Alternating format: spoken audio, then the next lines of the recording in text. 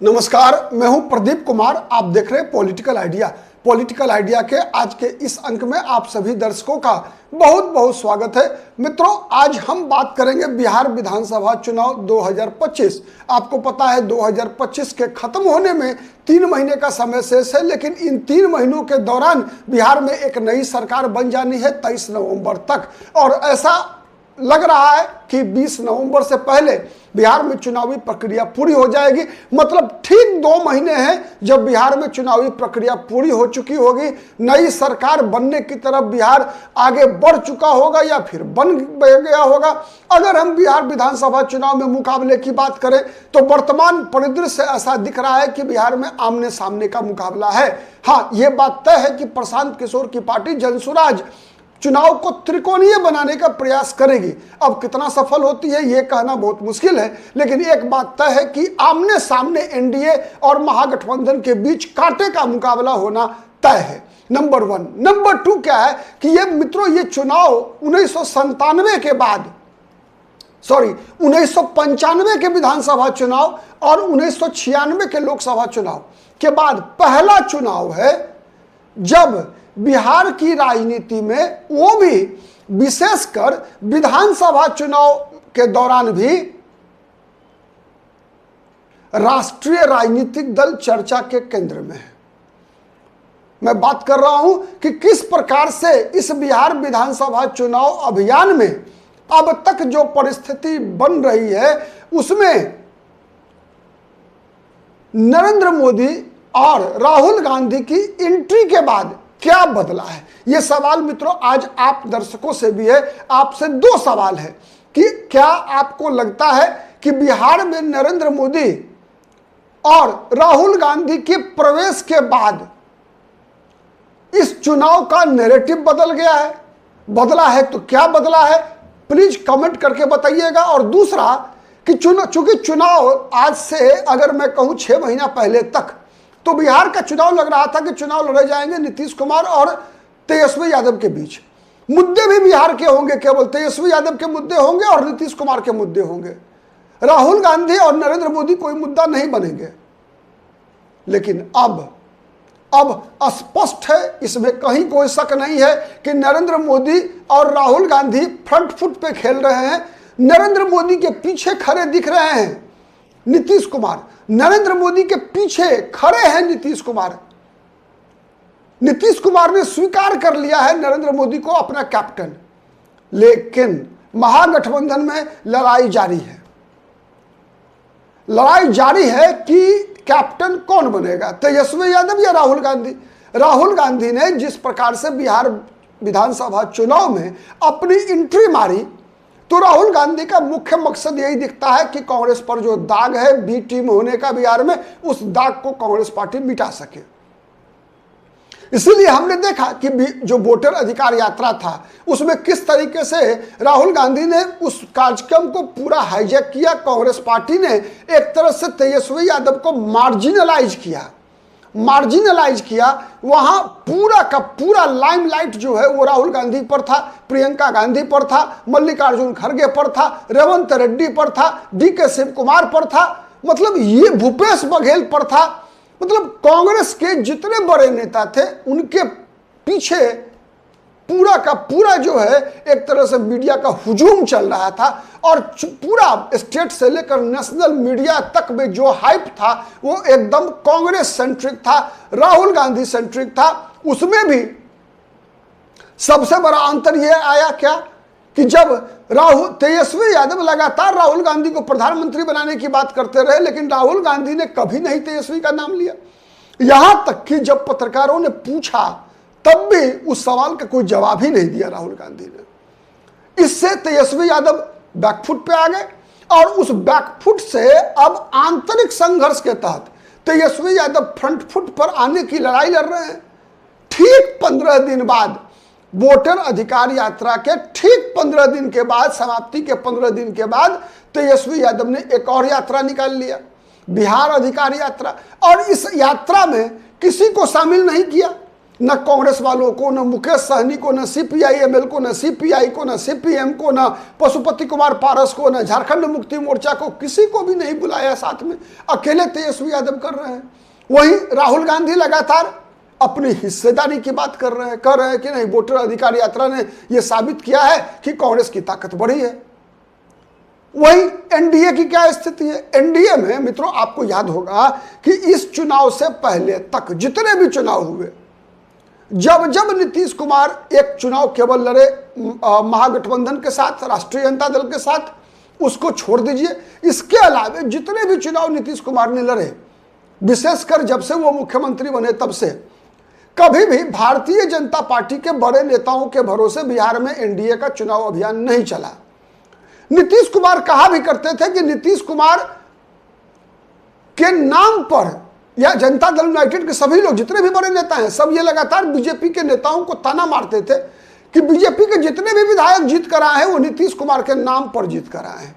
मतलब नीतीश कुमार को नरेंद्र मोदी की जरूरत नहीं पड़ी कभी। नीतीश कुमार को कभी जब लालकृष्ण आडवाणी का युग था तब जरूरत नहीं पड़ी, जब नितिन गडकरी राष्ट्रीय अध्यक्ष थे तब भी नीतीश कुमार को किसी की, बीजेपी के केंद्रीय नेताओं की जरूरत नहीं पड़ी। एक बार 2010 के बिहार विधानसभा चुनाव के दौरान जब किसी बातचीत के क्रम में चर्चा हुई कि भाई नरेंद्र मोदी को बुलाया जाए, चूंकि नरेंद्र मोदी बहुत लोकप्रिय थे, गुजरात के मुख्यमंत्री थे, तो नीतीश कुमार ने कहा कि हमारे पास ऑलरेडी एक मोदी है, सुशील मोदी की तरफ इशारा करते हुए कहा कि हमें कोई नरेंद्र मोदी की जरूरत नहीं है। और आज वही स्थिति है कि हर सभा में नीतीश कुमार डबल इंजन सरकार की माला जपते हुए नहीं थकते हैं। हर सभा में केंद्र सरकार की सहायता के लिए केंद्र सरकार को 25 बार एक काम के लिए धन्यवाद देते हैं, नरेंद्र मोदी का माला जपते हैं, यहां तक कि पैर पकड़ा, कहा कि अब हम कभी आपको छोड़कर नहीं जाएंगे। अपने सहयोगी ललन सिंह और विजेंद्र यादव, जो उनके सबसे वरिष्ठ मंत्रिमंडल में सदस्य हैं, विजेंद्र प्रसाद यादव, उनकी तरफ इशारा करके कहा कि यही लोग 2-2 बार हमको उधर लेकर चले गए, अब हम प्रधानमंत्री जी कहीं भी छोड़ के नहीं जाएंगे। आप याद कीजिए पार्लियामेंट का सेंट्रल हॉल 2024 का लोकसभा चुनाव के बाद जब नीतीश कुमार ने नरेंद्र मोदी के बारे में क्या कहा, तो ये जो परिवर्तन आया, तो ये परिवर्तन स्पष्ट दिख रहा है कि एक तरफ राहुल गांधी है, दूसरी तरफ नरेंद्र मोदी है, और इन दो चेहरों के आने से कितना अंतर पड़ा है आप भी बताइएगा। लेकिन एक चीज तो मैं बता रहा हूं अपनी तरफ से, आप जरूर कमेंट कीजिएगा कि आपको क्या लगता है। मेरा जो मत है वो मैं बता रहा हूं, कंक्लूजन आपको देना है, आप दर्शकों को देना है, ठीक है। मुझे जो दिख रहा है वो दिख रहा है कि आज से 6 महीने पहले तक अगर चुनाव एकदम सेंट्रलाइज था, नीतीश वर्सेस तेजस्वी यादव, और इसको त्रिकोणीय बनाने का प्रयास प्रशांत किशोर भी कर रहे थे, तो मतलब मुकाबला इन तीनों के बीच था। जितने भी सर्वे हो रहे हैं आप देख रहे हैं, सर्वे में यही सवाल पूछे जा रहे हैं कि कौन चाहिए मुख्यमंत्री के रूप में। तेजस्वी यादव आगे दिख रहे हैं, लेकिन अब क्या परिवर्तन आया है?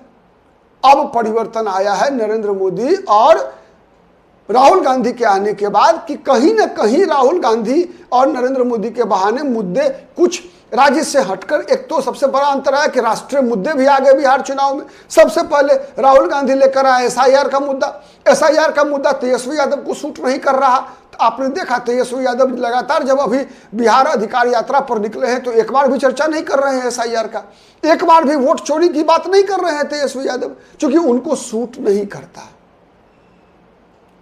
लेकिन राहुल गांधी को केंद्रीय राजनीति करनी है, केंद्र की राजनीति करनी है। बिहार चुनाव के बहाने राहुल गांधी को केंद्र में कांग्रेस को मजबूत करना है। बिहार चुनाव के बहाने बिहार की उपलब्धियों को वो दूसरे राज्य में भी उसको इम्प्लांट करना चाहते हैं। तो ये परिवर्तन आया है। तो कहने का मतलब केंद्र के मुद्दे भी बिहार के चुनाव को अब इन दोनों की एंट्री के बाद प्रभावित करेगा। घुसपैठ का मुद्दा बिहार की तुलना में ज्यादा महत्वपूर्ण बीजेपी के लिए है पश्चिम बंगाल और असम में, क्योंकि अगले वर्ष मई महीने में ही पश्चिम बंगाल और असम में भी चुनाव होना है। वैसे 3 अन्य राज्य में भी हैं दक्षिण भारत के, तमिलनाडु, केरल और पुडुचेरी। ठीक है। लेकिन पश्चिम बंगाल और असम में ये घुसपैठ का मुद्दा जो है, एसआईआर के बहाने जो बीजेपी ने घुसपैठ का मुद्दा उठाया, ये मुद्दा बहुत तेजी से चलने वाला है। बीजेपी इसी मुद्दे पर ममता बनर्जी को घेरेगी। और असम में हेमंत बिश्व शर्मा की क्या छवि है आपको पता है, बताने की जरूरत नहीं है। पश्चिम बंगाल में लगभग 32% और असम में लगभग 35-36% मुस्लिम मतदाता है वहां पर। तो बीजेपी सांप्रदायिक ध्रुवीकरण कराने का प्रयास करेगी। बिहार में भी वैसी परिस्थिति, राहुल गांधी के एंट्री मारने के बाद एसआईआर का मुद्दा, वोट चोरी का मुद्दा, और बीजेपी उसको क्या कह रही है, इन मुद्दों के आधार पर बीजेपी कह रही है कि राहुल गांधी और तेजस्वी यादव ये केवल और केवल जो है इसलिए एसआईआर का मुद्दा उठा रहे हैं क्योंकि इनको घुसपैठियों से प्यार है। तो ये परिवर्तन आया है, ठीक है। दूसरा जो अंतर आया है ये देखिए, अब अंतर क्या है कि जिस प्रकार से नरेंद्र मोदी और राहुल गांधी के लिए बीजेपी और कांग्रेस के बीच एक दूसरे के लिए अपशब्दों का इस्तेमाल करना शुरू हुआ, मतलब, ठीक है। अब अपशब्दों के इस्तेमाल में नरेंद्र मोदी और जो एनडीए के लोग हैं वो राहुल गांधी के साथ साथ तेजस्वी यादव को भी शामिल करेंगे, कर रहे हैं। जिस प्रकार की घटना दरभंगा में घटी फॉर एग्जाम्पल, उसके बाद कांग्रेस ने जिस प्रकार से एआई वीडियो मैंने तैयार किया नरेंद्र मोदी और नरेंद्र मोदी की मां के संबंध में, फिर बीजेपी वाले भी इस कम में कहां पीछे हैं। बीजेपी वाले भी लगातार जो है सोनिया गांधी हो, प्रियंका गांधी हो, राहुल गांधी हो, इस पर निजी हमले करने में कहीं भी पीछे नहीं है। तो मतलब क्या है, मतलब यह है कि चुनाव का मुद्दा जो है कहीं ना कहीं आप देखेंगे कि तेजस्वी और नीतीश से हटकर राहुल वर्सेस मोदी, ये हो गया एक अंतर सबसे बड़ा आया। अब इसका लाभ किसको मिलेगा आज कहना मुश्किल है, परिणाम आने दीजिए पता चलेगा। लेकिन कांग्रेस का मकसद यही है कि बिहार के चुनाव को इस तरीके से लड़ा जाए जिससे कि आने वाले दिनों में जिस प्रकार से बीजेपी का इंटरेस्ट है, बीजेपी का भी इंटरेस्ट है ना कि बीजेपी इन मुद्दों के सहारे केवल बिहार चुनाव को नहीं प्रभावित करना चाहती बल्कि बंगाल, असम के चुनाव को भी प्रभावित करना चाहती है। तमिलनाडु में बीजेपी का स्टेक है, वहां भी प्रभावित करना चाहती है। वही कांग्रेस की भी वही रणनीति है। कांग्रेस भी केरल में इसको एग्जिट प्रभावित करना चाहती है। कांग्रेस चाहती है कि असम में भी इन एसआईआर के बहाने कांग्रेस के सामने जो वहां संकट है कि बदरुद्दीन अजमल की पार्टी वहां वोट काट लेती है, उसको बदरुद्दीन अजमल को न्यूट्रलाइज कर सके कांग्रेस पार्टी। तो दोनों दल के आने से यह परिवर्तन आया। दूसरा परिवर्तन राज्य की राजनीति में भी, ठीक है। कैसे, अब देखिए, अब जब कभी भी राहुल गांधी और तेजस्वी यादव आ गए और हमला व्यक्तिगत है नरेंद्र मोदी पर, ठीक है, तो ये फिर मामला आ जाता है सोने का चम्मच चांदी का चम्मच का भी। बीजेपी इसको मुद्दा बनाने का प्रयास करेगी। अब इसका लाभ किसको मिलेगा कहना मुश्किल है, ठीक है। कहना मुश्किल इसलिए है, इसलिए मुश्किल मैं बता रहा हूं जिस कारण से नीतीश कुमार को पहली बार नरेंद्र मोदी की आवश्यकता पड़ी है चुनाव जीतने के लिए या चुनाव बचाने के लिए कह लीजिए, वही सबसे बड़ा कारण है। क्योंकि आज परिस्थिति यह है कि नीतीश कुमार तेजस्वी यादव की लोकप्रियता का सामना नहीं कर पा रहे हैं, यह बात तय है, इसमें कोई दो मत नहीं है। उसमें ऐसा नहीं है कि तेजस्वी यादव की लोकप्रियता बहुत बढ़ गई है। मूल मुद्दा यह है कि नीतीश कुमार की लोकप्रियता घट गई है। नीतीश कुमार ढलान पर हैं, तेजस्वी जहां थे वहीं हैं। लेकिन कहावत है ना कि माने प्रतिद्वंदी के लकीर जो छोटी है उसके सामने बड़ी लकीर खींचो। लेकिन यहां दिक्कत क्या है कि नीतीश कुमार की लकीर, तेजस्वी यादव की लकीर उतनी ही बड़ी है, लेकिन नीतीश कुमार की लकीर जो बड़ी थी वो खुद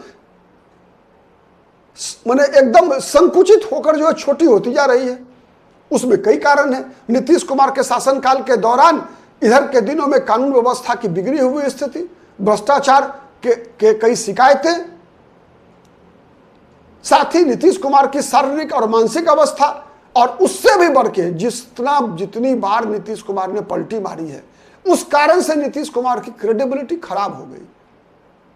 लोग कह रहे हैं कि ठीक है नीतीश कुमार ने अच्छा काम किया लेकिन अब बहुत हुआ, नीतीश कुमार को जाना चाहिए। तो ये समस्या है बिहार में। इसलिए क्या है कि अब बीजेपी और एनडीए के लोग मुद्दा किसको बना रहे हैं, मुद्दा बना रहे हैं कि तेजस्वी यादव और राहुल गांधी ये परिवारवाद के प्रतीक हैं, ये इलीट वर्ग के प्रतीक हैं। मतलब ये लोग राजकुमार और युवराज हैं, और इसी को मुद्दा बनाकर बीजेपी और जनता दल यूनाइटेड अब हम राजनीतिक हमला करना शुरू कर दिया है।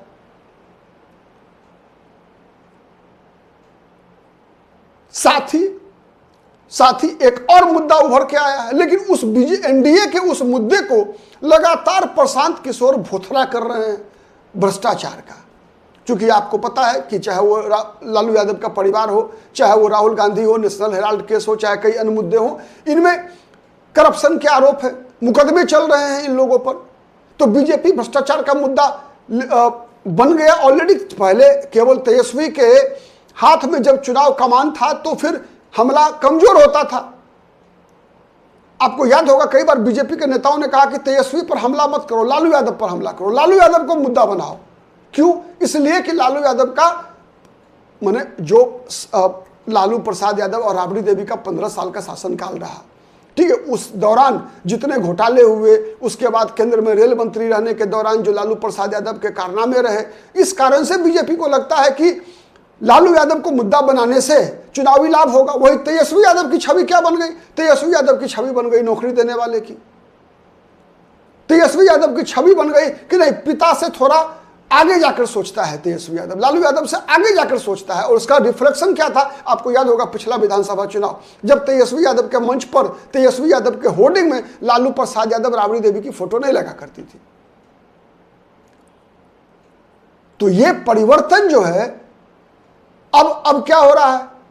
अब जब राहुल गांधी आ गए, तेजस्वी यादव हैं, तो जाने अनजाने दोनों के परिवार के भ्रष्टाचार, दोनों के परिवार के को एक तरह से युवराज बनाकर, जो है राजकुमार बनाकर, परिवारवाद बनाकर के मुद्दे पर, भ्रष्टाचार के मुद्दे पर एनडीए हमलावर है। हाँ, लेकिन एनडीए को इधर के दिनों में लगातार एनडीए के करप्शन के मुद्दे को भोथरा करने का काम प्रशांत किशोर कर रहे हैं। जिस प्रकार से प्रतिदिन प्रशांत किशोर खुलासा कर रहे हैं, चाहे वो दिलीप जायसवाल हो, चाहे वो मंगल पांडे हो, चाहे वो जनता दल यूनाइटेड के नेता अशोक चौधरी हो, इन लोगों के बहाने, तो अब इसका भी परिणाम क्या होता है आने वाले दिनों में पता चलेगा, दिखेगा। साथ ही अब प्रशांत किशोर पर भी बीजेपी भी हमलावर हो गई है। संजय जायसवाल ने सबूत प्रस्तुत कर दिया कि ये 14 करोड़ रुपया जो है किस कंपनी से पैसा लिया है, वो कंपनी जो लगभग बंद होने के कगार पे है। तो ये किस चीज का पैसा है, क्यों आया इतना पैसा, 14 करोड़ कहाँ खर्च किया प्रशांत किशोर ने। तो खैर कई मुद्दे हैं बिहार की राजनीति में, लेकिन सबसे बड़ा मुद्दा यही है कि 95 में, आपको याद होगा 95 का लोकसभा चुनाव, मैं बताऊं कई दर्शक को कंफ्यूजन हो सकता है, 1995 का जो बिहार विधानसभा चुनाव था और 1996 का भी लोकसभा चुनाव, तब तक क्या था कि बिहार में मुकाबले किसके बीच होते थे? कांग्रेस राष्ट्रीय राजनीतिक दल थी, भारतीय जनता पार्टी राष्ट्रीय पार्टी थी, जनता दल राष्ट्रीय पार्टी थी। तब तक राष्ट्रीय जनता दल नहीं बना था, जनता दल में बंटवारा होकर ना राष्ट्रीय जनता दल बना। लालू यादव तब अलग हुए जब लालू यादव जेल जाने लगे, राबड़ी देवी को मुख्यमंत्री बनाने की बात हुई, तो उस मुद्दे पर शरद यादव, रामविलास पासवान जैसे लोग लालू यादव से सहमत नहीं थे, तो जनता दल टूट गई थी और जनता दल तोड़कर लालू यादव ने राष्ट्रीय जनता दल बनाया था। आपकी जानकारी के लिए बताऊं, जो बहुत कम उम्र के हमारे दर्शक हैं उनको शायद नहीं पता होगा, तो इसीलिए मैंने बताया कि सीपीआई होती थी, मजबूत राजनीतिक दल हुआ करता था। मैं अगर आपको 1995 बिहार विधानसभा चुनाव का परिणाम बताऊं अगर, तो आपको उससे अनुमान लग जाएगा कि क्या परिस्थिति। जनता दल उस समय राष्ट्रीय जनता दल नहीं था, जनता दल राष्ट्रीय पार्टी थी, ठीक है। जनता दल को कितना सीट मिला था? 324 बिहार विधानसभा में सीट सदस्यों की संख्या थी, इसमें मिला था 167 सीट। पहली बार और एक ही बार लालू यादव की पार्टी, चाहे जिस पार्टी में रहे हो, पहले जनता दल, बाद में अपना पार्टी राष्ट्रीय जनता दल, तो 167 सीटें एक ही बार बहुमत मिला। बीजेपी दूसरे नंबर पे आई थी, पहली बार कांग्रेस पार्टी को दूसरे नंबर से तीसरे नंबर पे बीजेपी ने, मैंने पहली बार बिहार के राजनीतिक इतिहास में 1995 में कांग्रेस पार्टी तीसरे नंबर पे की पार्टी बनी थी, ठीक है।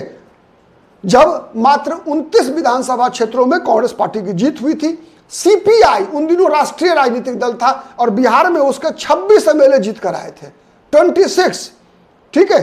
और निर्दलीय 12 उस समय में बहुत ज्यादा जीता करते थे। साथ ही अदर्स छोटी छोटी पार्टियां जो थी वो 49 थी विधायक जीते थे, 49 विधायक जीते थे। ठीक है, तो ये आपको 1995 के विधानसभा चुनाव से अनुमान लग गया कि पहले 4 नंबर पर राष्ट्रीय राजनीतिक दल था। जनता दल 1 नंबर पर, बीजेपी 2 नंबर पर, कांग्रेस पार्टी 3 नंबर पर, सीपीआई 4 नंबर पर।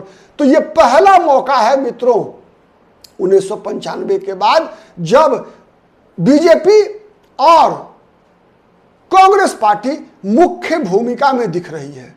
इससे पहले 2015 में बीजेपी तो दिखी मुख्य भूमिका में, लेकिन कांग्रेस नहीं थी मुख्य भूमिका में। तो मतलब 2015 में केवल एक राष्ट्रीय राजनीतिक दल मुख्य भूमिका में थी, लेकिन उसके बाद से सीपीआई की राष्ट्रीय राजनीतिक दल का जो दर्जा था वो खत्म हो गया, चूंकि सीपीआई सीट जितना बंद कर दी, खत्म हो गया, पार्टी ही बहुत कमजोर हो गई। तो इसीलिए अब कोई राष्ट्रीय राजनीतिक दल नहीं, केवल 2 राष्ट्रीय राजनीतिक दल जो बिहार के चुनाव में प्रभावित कर रही है इस चुनाव को। आप क्या सोचते हैं, आपका क्या अनुमान है कि नरेंद्र मोदी और राहुल गांधी के चुनाव में आने से किस गठबंधन को ज्यादा फायदा हो रहा है? यह पहला सवाल मेरा है। दूसरा सवाल है कि क्या इसके सहारे, इन दोनों के आने के सहारे बिहार का चुनाव में मुद्दे भी राष्ट्रीय हो गए हैं क्या, और इसका नुकसान किसको होगा, फायदा किसको होगा? बात वही हो गई। ठीक है, तो राष्ट्रीय मुद्दों के आधार पर चुनाव लड़ा जाना को आप किस रूप में देखते हैं? तो ये 2 सवाल छोड़कर मैं आपके साथ आज इस वीडियो में जाता हूं। आज के लिए इतना ही, बहुत बहुत धन्यवाद।